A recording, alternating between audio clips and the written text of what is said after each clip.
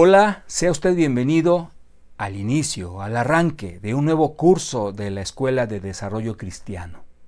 Se trata de el libro o los libros del profeta Samuel, 1 y 2, libros del profeta Samuel, estudio bíblico, claro está, correspondiente a la Escuela de Desarrollo Cristiano en su modalidad online, a través de YouTube. Una vez más, bienvenido. Damos gracias a Dios porque nos acompaña en este inicio, en este arranque. Nuestro deseo es que su compañía la podamos disfrutar desde este momento hasta el final del mismo, hasta el final de este curso. Queremos orar, queremos que nos acompañe a través de esta oración en la que vamos a pedirle al Señor su dirección.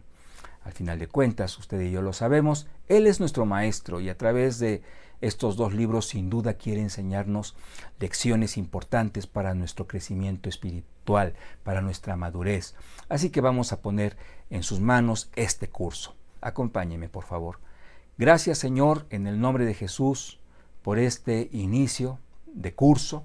Es un estudio bíblico que emprendemos en tu nombre, Señor, a través de estos dos libros, a través del profeta Samuel.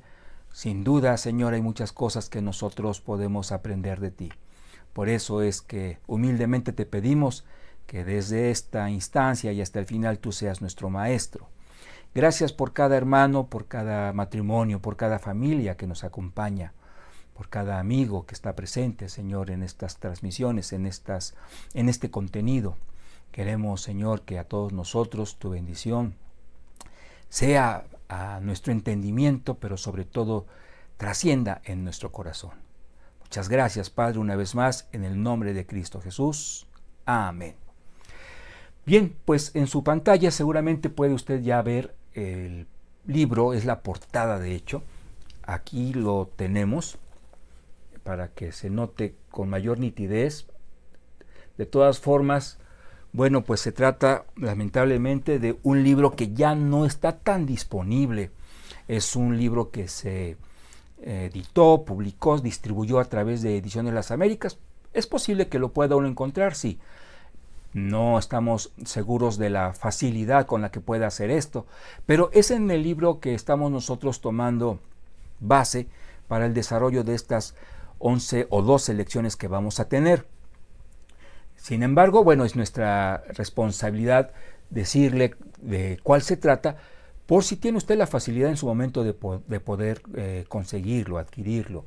El libro es de Roberto Loy, el hermano Roberto Loy, un libro sustentado obviamente de la Biblia, primero y segundo libro de Samuel, 1 y 2, de este profeta, de nuestro Señor. El libro se llama El Rey Verdadero. Y como le hemos dicho, se trata de un estudio bíblico de ELA, de Ediciones Las Américas. Bueno, pues vamos a dar comienzo como tal a cada una de las presentaciones que tenemos listas para ir desglosando este tema. En la clase número 1, la cual estamos titulando, claro, apoyándonos en el autor, como Samuel, un niño especial. Claro que es especial más atrás de su concepción, por la forma en la que se desarrolla una historia a través de Ana, su mamá. Lo iremos viendo en su momento. Pero bueno, así está intitulado porque veremos cómo desde su temprana edad es una personita, es una persona que se va involucrando en el servicio a Dios. Como profeta principalmente, también como un regidor de la palabra de Dios en o a través del pueblo de Dios, el pueblo de Israel. Vamos a partir de dos preguntas, el autor lo propone, para empezar a reflexionar sobre la vida o la forma de vivir que había en el pueblo de Israel durante este periodo, durante este tiempo, que se desarrolla o se describe en el primer libro y en el segundo libro de Samuel. Hay el planteamiento de dos preguntas que ponemos entre comillas familiares, porque no es que realmente formen parte de nuestra familia, sino que hay un conocimiento, una familiaridad de nosotros con estas dos cuestiones o estos dos cuestionamientos. Alguna vez los hemos escuchado, incluso tal vez los hemos hecho. La primera pregunta, ¿quién manda? La otra, ¿con qué autoridad se hace esto? Estas preguntas, por ejemplo, la primera, ¿quién manda? A veces nos las planteamos cuando nosotros tenemos la necesidad de, por ejemplo, resolver un trámite y estamos en la búsqueda de la solución de ese trámite, buscándose, válgase la repetición, a la persona mayormente autorizada y que nos pueda dar solución a un conflicto, a un problema que tenemos, un trámite que queremos hacer. Bueno, aquí quien manda, porque no deseamos perder el tiempo tratando de resolver este problema de un trámite con alguien que no nos pueda ayudar o que nos pueda, tal vez incluso peor tantito, ¿no?, confundir o desviar del objetivo. ¿Quién manda? Es una pregunta que podemos hacer cuando estamos tratando de resolver o buscando la resolución de una situación. Buscamos a la persona correcta, no deseamos perder tiempo. Es más, queremos que lo que desarrollemos se haga con validez. Otro ejemplo, ¿no? Mandamos o llevamos el carro al mecánico para que lo arregle. Llegamos al taller y tal vez no justamente con esta pregunta, pero ¿qué es lo que hacemos viendo a un buen número de personas, hombres jóvenes ahí? Buscamos al titular de ese taller, buscamos al que mande, porque sin duda hay una cabeza que pone a todos a trabajar, que organiza a todos. Entonces, es más o menos en ese aspecto que el autor pone esta pregunta en el escritorio, sobre la mesa, para que empecemos a reflexionar en los tiempos que el pueblo de Israel vivía durante la escritura de estos dos libros. ¿Por qué? Porque no había orden, porque no había una directriz espiritual con autoridad, es decir, apegada fielmente a Dios, una autoridad temerosa de la palabra del Señor. Entonces, si por ejemplo, usted y yo ilustraré esto, ¿no?, pudiéramos entrar a una máquina del tiempo que nos trasladara hasta esa instancia, salimos de esa máquina y vemos un desorden en el pueblo de Israel, es muy probable que usted y yo lo que vamos a hacer de inmediato es preguntar, bueno, aquí quién está a cargo, porque estamos viendo que las cosas se están haciendo de una forma diferente a lo que Dios quiere, a lo que Dios tiene en su corazón. ¿Quién pone orden aquí? Podría ser tal vez otra forma de preguntarlo. ¿Quién manda aquí? ¿Quién es la autoridad que puede corregir esto, que puede detener este atropello, que puede corregir esta falta, ¿no? Y la otra pregunta está muy conectada con qué autoridad se hace esto. Una pregunta que también en el tiempo de los jueces, y usted ahorita sabrá por qué estoy mencionando este libro, no tenía respuesta. ¿Con qué autoridad se hace esto? O peor aún, la respuesta a una pregunta como esta que estamos planteando, ¿con qué autoridad se está haciendo tal cosa o se está haciendo de determinada manera? Era simplemente porque así lo quiere. ¿Con qué autoridad lo está haciendo? Con la que él se está adjudicando. Así de triste y caótico era el panorama, aún en el tiempo en el que se desarrolla la historia del profeta Samuel. Claro, empieza a darse una transición, pero en el inicio era exactamente lo mismo. Entonces, estamos aclarando o confirmando que el pueblo de Israel sufría, justo entonces, podemos decirlo así, tenía problemas de autoridad. Había, por ejemplo, rivalidad interna. La ley del más fuerte se aplicaba en muchos de los casos. No se tenía claro quién era el que podría tener o podía tener en un momento dado la última palabra ante una querella. ¿Quién era el líder? Pues había un tiempo en que era esta persona, de repente tal vez cansada por tratar de poner orden y no lograrlo, pues ya había otra persona que lo empezaba a hacer tal vez incluso peor. Entonces era una situación en donde no encontrábamos una asignatura divina, una asignatura por parte de Dios para con una persona. No había a quien asignarle tal tarea porque en todos reinaba convenencieramente la anarquía. Entonces, por eso es que en nuestro libro, en nuestro estudio, estamos comenzando con estas dos preguntas para irnos adentrando en el panorama. Leemos situación histórica, ya hicimos cierta referencia. Samuel fue uno de los últimos jueces. Entonces notemos, si en Jueces, y el libro de los Jueces concluye con una expresión tal, cada quien hacía lo que bien le parecía como bien lo creía, entonces en el tiempo de Samuel, siendo este también en su momento un juez de los últimos, el ámbito era ese, de desorden, de caos. Los últimos capítulos del libro de los Jueces se escribieron, hay un empalme ahí, se escribieron cuando se escribían los primeros capítulos del libro de Samuel. Entonces, por eso es que tenemos una tónica equivalente o similar o idéntica, de hecho, en todo el libro de los Jueces con el inicio del libro, el primero de Samuel. Avanzamos. Entonces, aunque podría sonar que está de más mencionarlo, es importante esclarecerlo, precisarlo. Había una decadencia religiosa. Por ejemplo, aquí solamente estamos tratando con dos temas que son, digamos, los más significativos de esta decadencia. Había un sacerdocio, sí, pero era indigno. En el capítulo 2, tan solo ahí tenemos una situación crítica.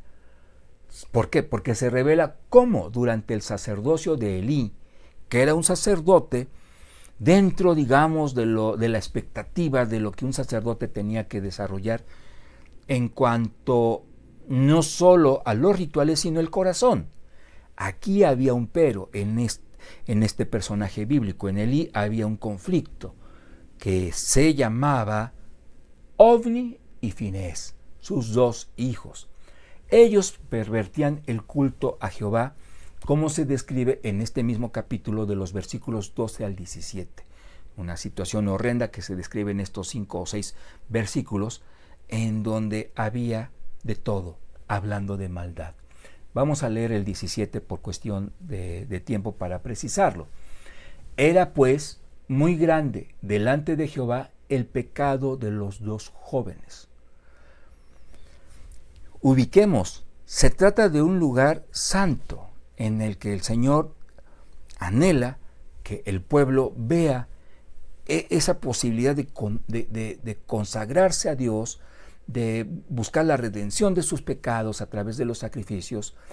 Y cosa contraria, este lugar ya se había convertido en un lugar profanado, en un lugar en donde, por el ejemplo de estos dos jóvenes y otros líderes religiosos en otros momentos, el mismo pueblo ya veía de manera indolente a este lugar santo y se profanó en repetidas ocasiones de manera dramática, triste, porque los hombres menospreciaban las ofrendas de Jehová.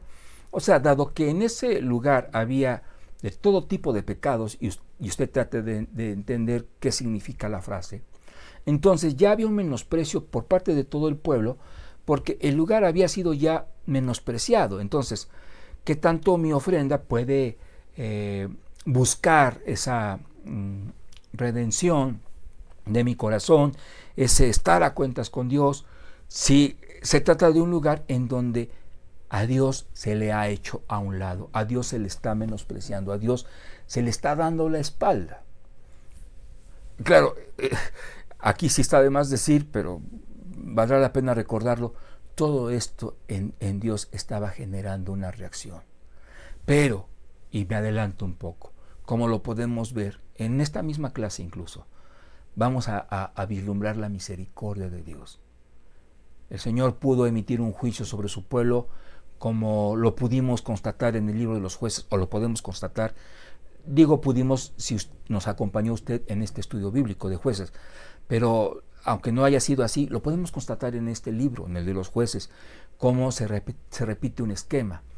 Bendice el Señor, el pueblo en su momento agradece, pero luego da la espalda, cae en un exceso de confianza, cae en pecado, el Señor reprende. Aquí empieza a cambiar la dinámica. Empezamos a ver la consagración, me estoy adelantando bastante, la consagración de un hombre para darle un giro a todo esto significativo, prácticamente definitivo. Entonces, vamos avanzando. Decimos que había una decadencia espiritual, porque al ámbito religioso ya se le menospreciaba, ya se le había profanado. Pero también, no como en contraparte, pero pareciendo el otro lado de la moneda. Es decir, por un lado a lo religioso, al ámbito religioso, mejor aún a lo espiritual, ya en el corazón israelita había un menoscabo, había un menosprecio, quiero decir.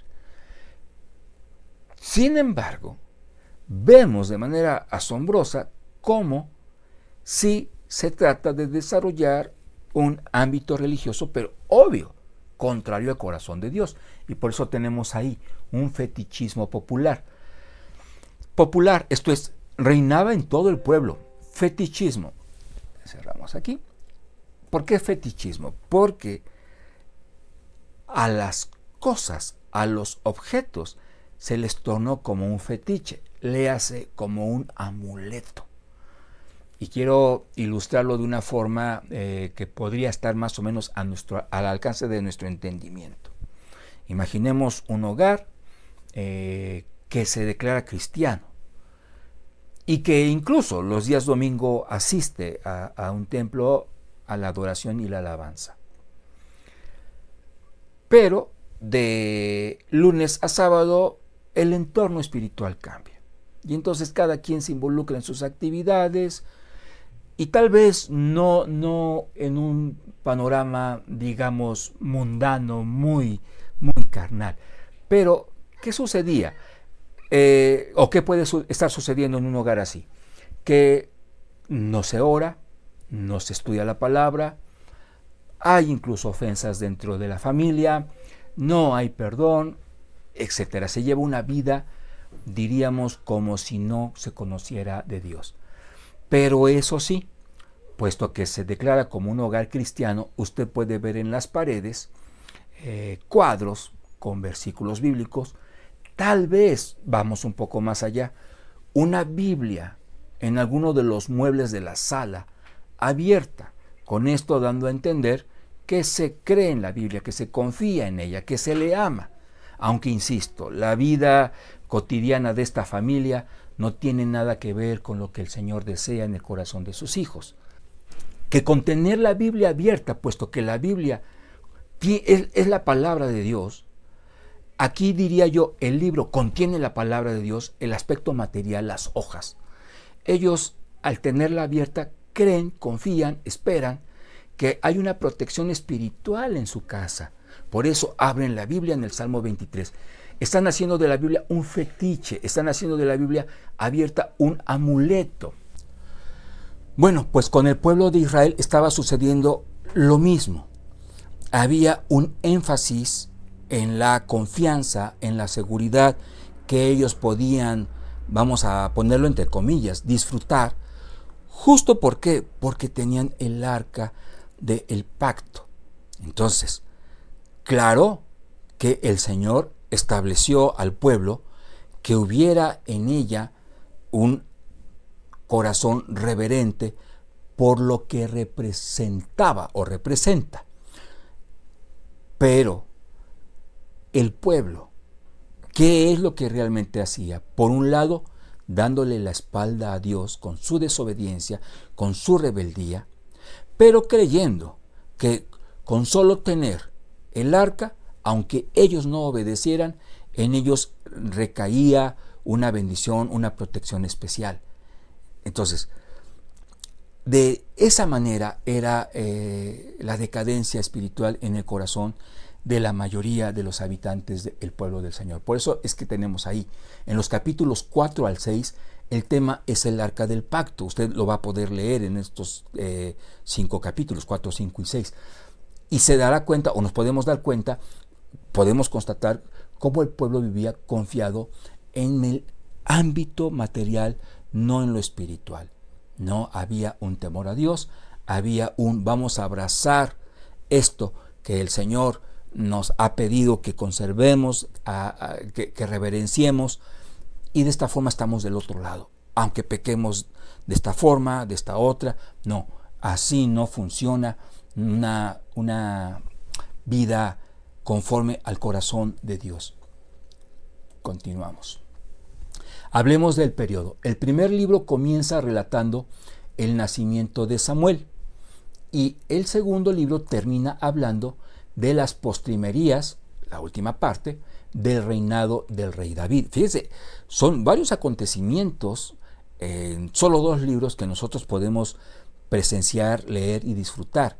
Tenemos el nacimiento de Samuel y las postrimerías, es decir, la conclusión de la etapa del reinado de David.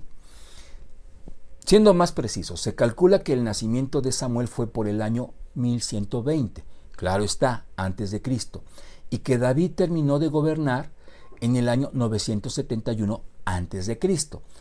De tal manera que podemos nosotros aterrizar este hecho. El periodo de ambos libros es de alrededor de 150 años. Esto, ¿por qué es importante tenerlo presente? ¿Cuántos son 150 años al alcance próximo de nuestro entendimiento?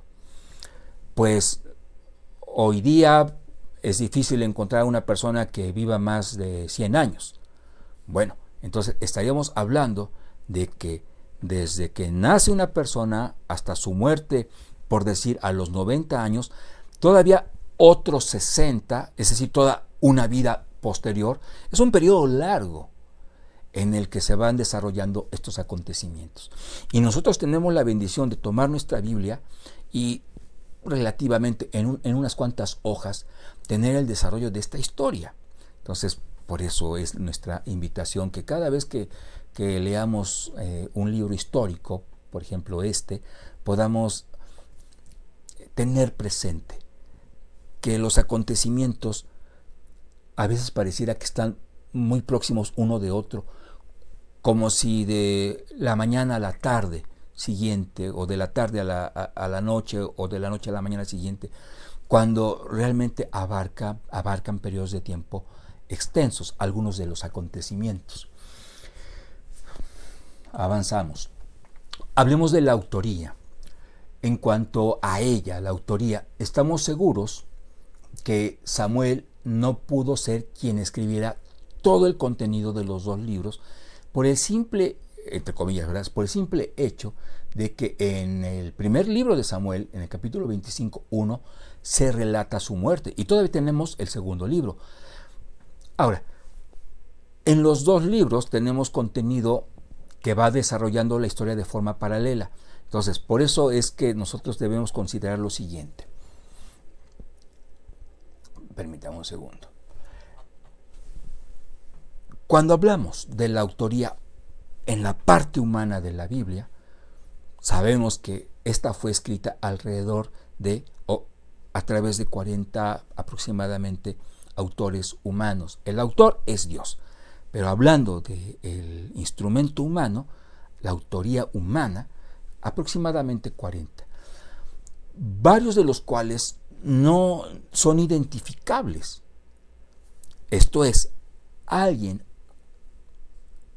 escribe los elementos que Samuel no pudo escribir, obvio porque ya había fallecido. Esto no significa que esa persona no haya sido inspirada solo por no conocer su nombre. Toda pluma, por decirlo así, humana, fue dirigida por el Espíritu Santo. Por eso es importante comprobar de manera maravillosa esto cuando vemos el contexto tan solo de estos 2 libros, que es como si hubiera sido escrito por una sola persona. Es algo que está lejos de nuestro alcance para poderlo tener delimitado, pero una cosa es segura, el contenido de estos 2 maravillosos libros brota del corazón de Dios, utilizando la vida de Samuel, aunque no solamente la de él, pero el mensaje llega a nuestro corazón justo como Dios quiso o quiere que usted y yo lo podamos leer, escuchar, entender y abrigar en nuestro corazón. Estaba checando hace unos momentos, hablando del pecado, yéndome un pasito atrás del pecado, de la profanación del templo, que había incluso, nos quedamos de repente pensando en las personitas que nos pueden estar acompañando, y bueno, creemos que aún tratándose de menores de edad, esto puede ser dicho, sobre todo porque consideramos la asesoría de adultos. Había incluso fornicación. Entonces, veamos el tope al que ya había llegado esta maldad de parte de Dios. Perdón, al templo de nuestro Señor.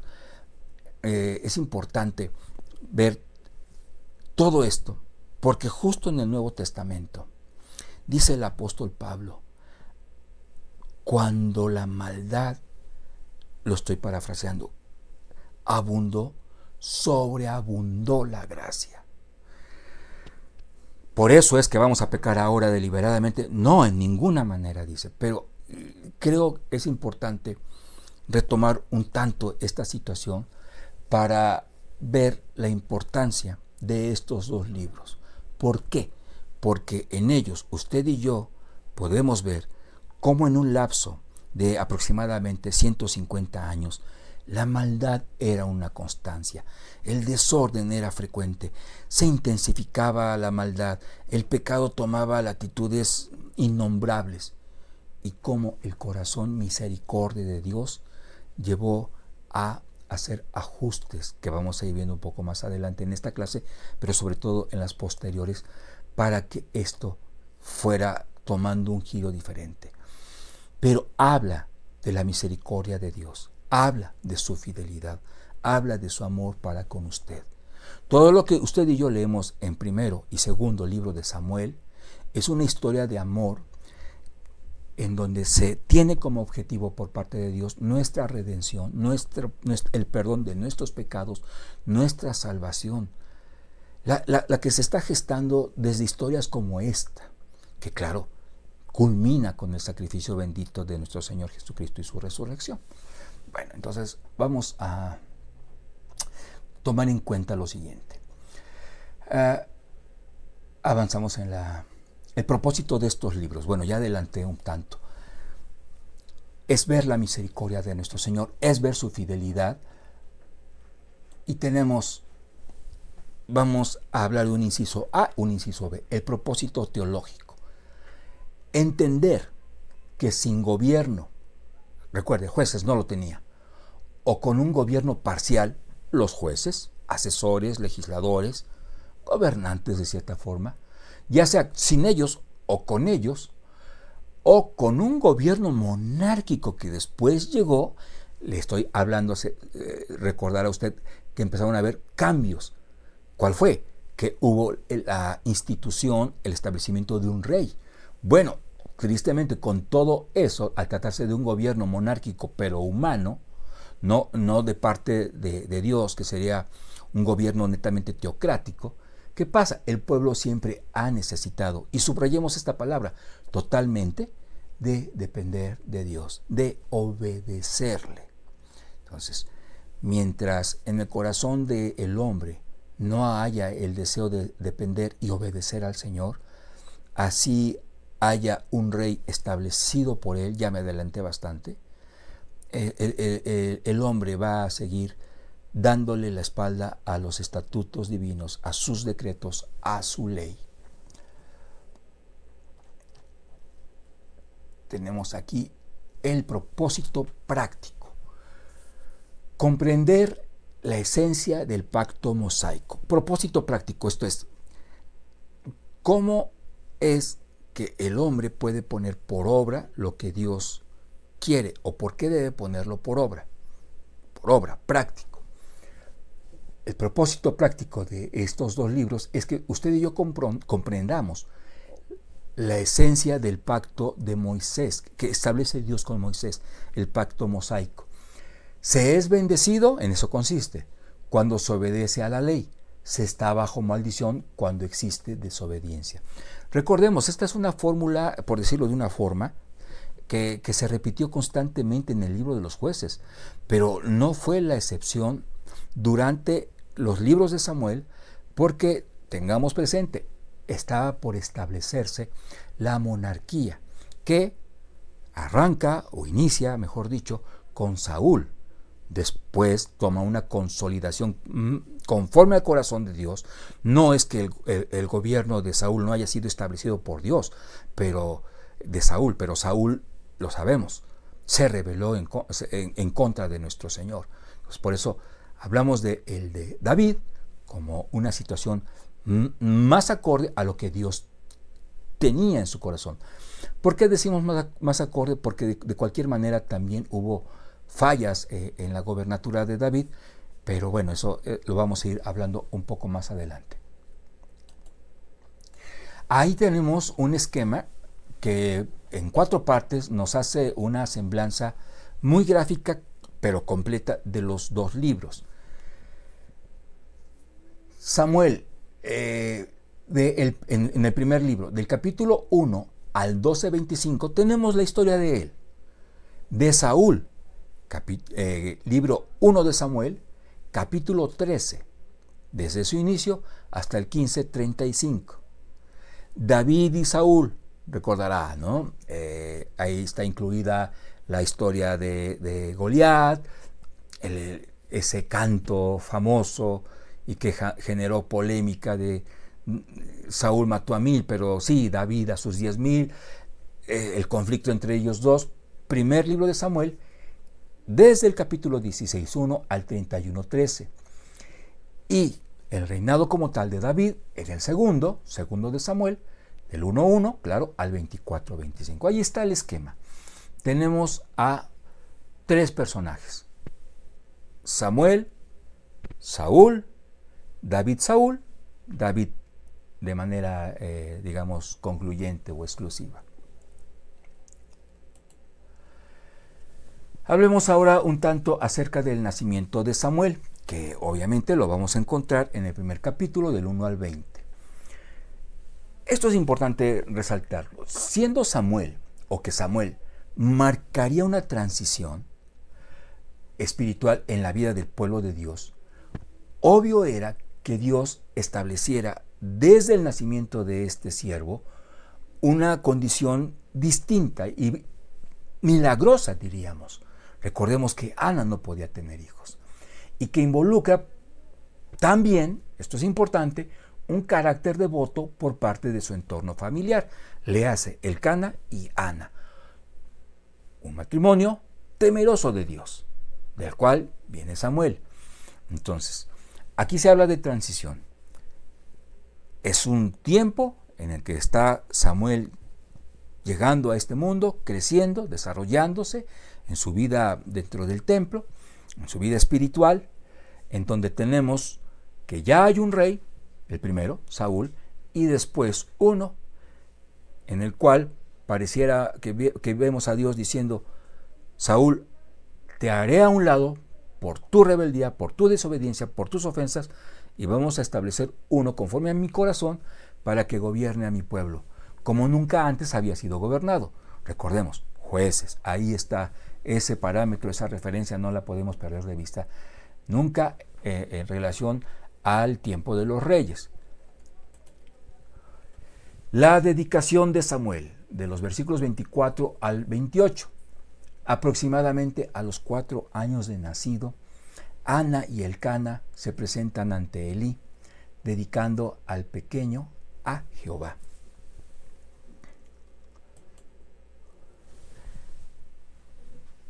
Es un momento en el que, de forma especial, Elcana seguramente también gozoso y agradecido, pero Elí y Ana sabían lo que había ocurrido. Tiempo atrás, unos cuantos años atrás, ella llorando amargamente, suplicando por un hijo, al cual, desde la súplica misma, consagra si es que el Señor le concede su petición. Entonces, cuando llega a la presencia de Elí, le dice: aquí está el cumplimiento de lo que se desarrolló en mi corazón desde el momento en el que yo clamé por este bebé, por este hijo. Y en este capítulo 2 tenemos 3 secciones, por decirlo así. Podemos hacer una división en 3 partes. Tenemos la doxología. ¿Qué es esto de doxología? Lo mencionamos, lo escuchamos con frecuencia y a veces tal vez ni siquiera reparamos en su significado. Doxa significa gloria y logos palabra. Entonces es, mediante la palabra, exclamar, proclamar gloria, claro, a Dios. Por eso es que en estos 2 primeros versículos tenemos una palabra de alabanza por parte de Ana. De los versículos 3 al 8 hay una descripción detallada en contra de los enemigos de Dios. Es por eso que tenemos ahí palabras de advertencia a los enemigos de Dios. Y en el 9 y 10, que viene siendo la conclusión, hay una expresión de confianza que debe haber en usted y en mí para con Dios. Pero haciéndole justicia a la palabra del Señor, vamos a ver esto con Biblia en mano. Tenemos aquí los 2 primeros versículos, que hemos dicho son una doxología. Y Ana oró y dijo: mi corazón se regocija en Jehová, no en Samuel, sino en Jehová que le dio a Samuel. Mi poder se exalta en Jehová. ¿De qué poder está hablando? No está hablando de un poder, digamos, amplio, abstracto, sino está hablando de una capacidad que ella antes no tenía, la de tener un hijo. Mi boca se ensanchó sobre mis enemigos. Recordemos a Penina, que era una mujer que constantemente le afectaba, le insultaba, la humillaba, por cuanto me alegré en tu salvación. No hay santo como Jehová, porque no hay ninguno fuera de ti, y no hay refugio como el Dios nuestro. Ella, ante las no amenazas, pero sí ataques de esta mujer, que pues también fungía como esposa de Elcana, pues halló un refugio. No como el que le ofreció Elcana: ¿no te soy yo mejor que tantos hijos? Dice Ana: no, tú tienes tu papel, un hijo tendrá otro papel. Y Dios tiene el papel más importante que puede haber en mi corazón. Por eso dice: no hay refugio como el Dios nuestro. Le decía yo que viene del 3 al 8, palabras de advertencia a los enemigos, y ahora vámonos al 9 y 10, que es la conclusión. Él guarda los pies de sus santos, mas los impíos perecen en tinieblas, haciendo cierta referencia al centro de este cántico, porque nadie será fuerte por su propia fuerza. Usted y yo lo entendemos. La fuerza que puede haber en nuestra vida solamente puede provenir de Cristo, de nuestro Señor. Y el versículo 10 dice: delante de Jehová serán quebrantados sus adversarios. Sigue haciendo referencia a la parte central, pero vea el giro que está tomando esto: y sobre ellos tronará desde los cielos. Jehová juzgará los confines de la tierra. Y viene la parte concluyente: dará poder a su rey. Ya no se habla de jueces, se habla de un rey, y exaltará el poderío de su ungido. Recordemos que Samuel unge a David. Esto es, hace un reconocimiento público, al menos en un principio ante su familia, de que ese jovencito que estaba en el anonimato de las ovejas pastoreándolas sería el rey conforme al corazón de Dios para la gobernatura de su pueblo. Estamos ya entrando a la recta final de nuestra primera clase de este curso, de este estudio. Hay algo importante a considerar: contraste entre la bondad y la maldad. En los en los versículos del 11 al 36, una buena cantidad, del capítulo 2, vamos a ver un contraste mencionado por la palabra del Señor, alternante. Se menciona primero una parte, luego la otra vez más la primera, otra vez la segunda, A, B, esa viene siendo la dinámica. ¿Y quiénes vienen siendo A, la parte negativa? Los hijos de Elí, Ofni y Finés. Ya hemos dicho, así de carrerita, el nivel de maldad que había en ellos dentro del pueblo, dentro del templo de nuestro Señor. No les importó profanarlo. ¿Y quién era el B? Samuel. Mientras que tenemos los hijos de un sacerdote que debieron ser, por ende, temerosos de Dios, tenemos a dos jóvenes, a dos hombres que su maldad genera náuseas a nuestro Señor. Pero por otra parte, estamos teniendo a un joven que se va consagrando en santidad, en temor a Dios.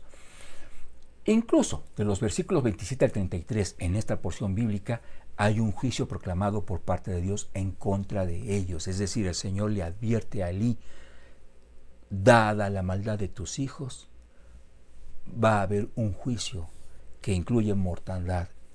Así que fueron severas las palabras del Señor. Elí trató de remediar esto y vamos a ir viendo clases más adelante cómo se fueron desarrollando con más detalle estas situaciones.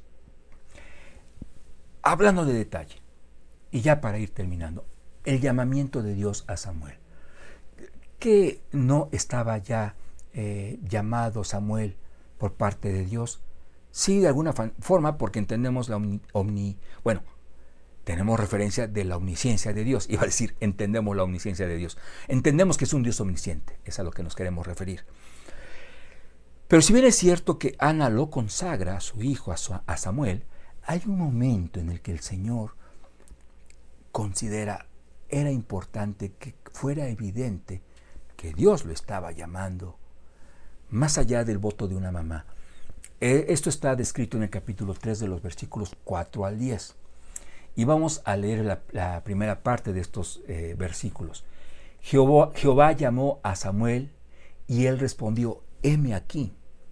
Y corriendo luego a Elí, dijo: heme aquí.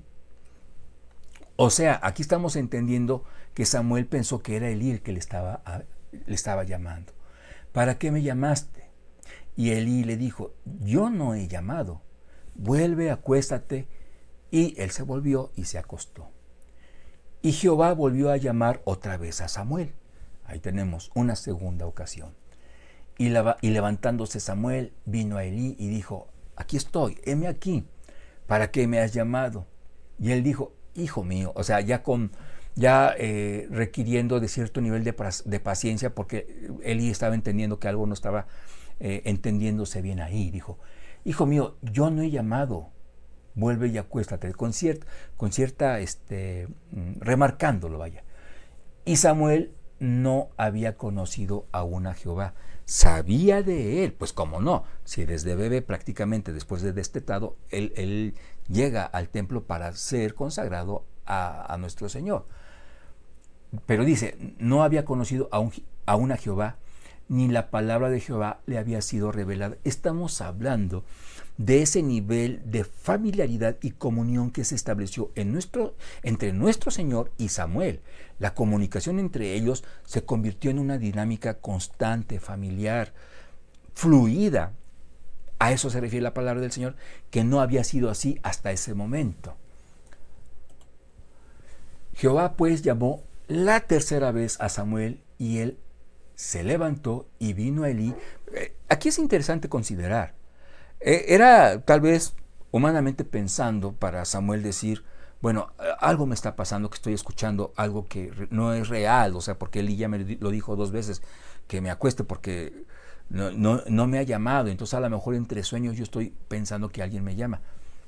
Es hermoso ver la paciencia del Señor. Dice, llamó la tercera vez a Samuel y él se levantó y vino a Elí y dijo, heme aquí. Qué hermoso es que independientemente de la confusión que pudo haber habido, en las 3 ocasiones, de inmediato, la respuesta de Samuel fue, aquí estoy. ¿Quién me llama? A la orden. ¿Para qué me has llamado? Entonces entendió Elí que Jehová llamaba al joven. Y dijo Elí a Samuel, ve y acuéstate, y si te llamare dirás, qué maravilloso esto, dice, habla Jehová. O sea, si lo vuelves a escuchar, ya, o sea, no vengas a mí. Lo que vas a hacer es decirle al Señor, habla Jehová, porque tu siervo oye. ¿Qué ha de haber pensado Samuel en ese momento, no? Así se fue Samuel y se acostó en su lugar. No sé si pudo conciliar el sueño ante esa situación, ¿verdad? Que generaría sin duda una expectación intensa en su corazón. Bueno, pues tenemos a nuestro Señor que viene a él, y vino Jehová y se paró y llamó como las otras veces. Pero aquí hay un énfasis: Samuel, Samuel. No como, no me has escuchado, sino Dios sabiendo, obviamente, que ya Elí le había hecho una referencia. Esto es, Samuel ya sabría para esa instancia que a quien estaba escuchando era Dios. Y vea la forma tan enfática en la que el Señor se dirige a Samuel por nombre en 2 ocasiones.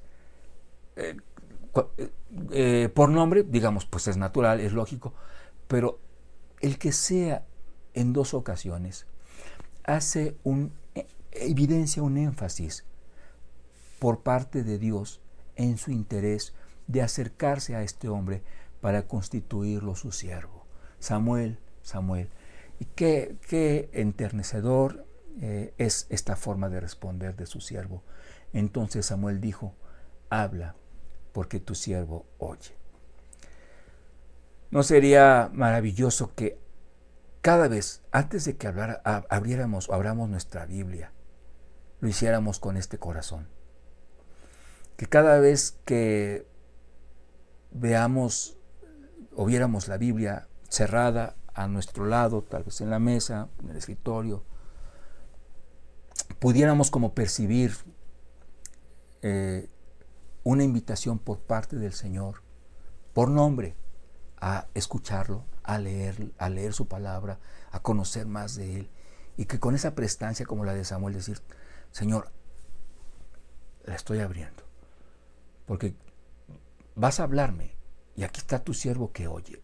Y yo creo que si esa siempre fuera nuestra actitud al acercarnos a la palabra de Dios, confiados estamos de que sería más provechoso nuestro estudio bíblico. Haríamos sin duda a un lado ese entorno a veces religioso que se desarrolla en leer la Biblia porque tenemos que hacerlo. Y por eso le digo, en estos libros, así como los otros 64 de la palabra del Señor, tenemos un llamado a madurar, a crecer, a conocer más de nuestro Señor. El mensaje asignado, y con eso estamos terminando, por parte de Dios a Elí, específicamente a Elí: Samuel, tú vas a decirle, le vas a advertir, le vas a aclarar, le vas a precisar que hay un juicio en su contra, en su familia, porque no ha sabido ser un buen padre que dirija a sus hijos. Como sacerdote, de cierta forma ha cumplido, pero al hogar lo ha descuidado. Esto siempre será una palabra de advertencia para todos aquellos que hemos levantado la mano para decirle: Señor, aquí estoy para ministrar en tal o cual ministerio. Sí, perfecto, qué hermoso. Nunca olvidando nuestro compromiso familiar. Y al pueblo: serás mi juez, serás un profeta. Al pueblo, capítulo 19, del capítulo 3 al 4, versículo 1. Tenemos ahí instrucciones de parte de Dios para que este gran siervo del Señor le hable al pueblo de Dios.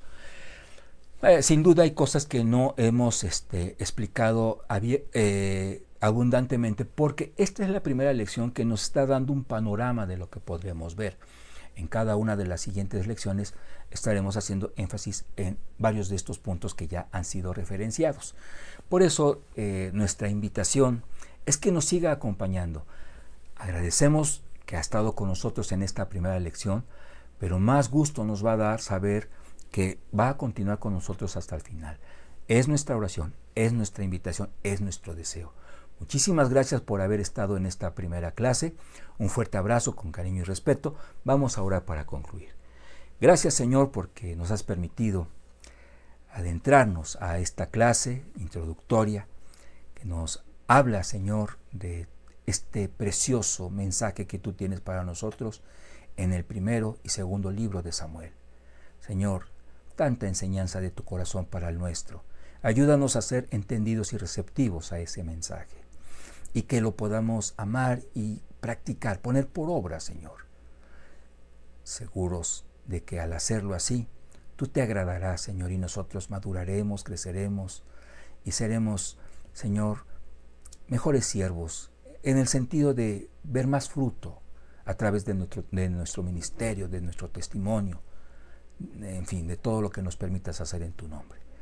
Gracias por cada persona, amigo, familia que nos ha acompañado. Bendíceles de una manera muy especial. Amén. Lo esperamos a la siguiente lección, la número 2. Que el Señor le bendiga muy, muy ricamente. Hasta pronto.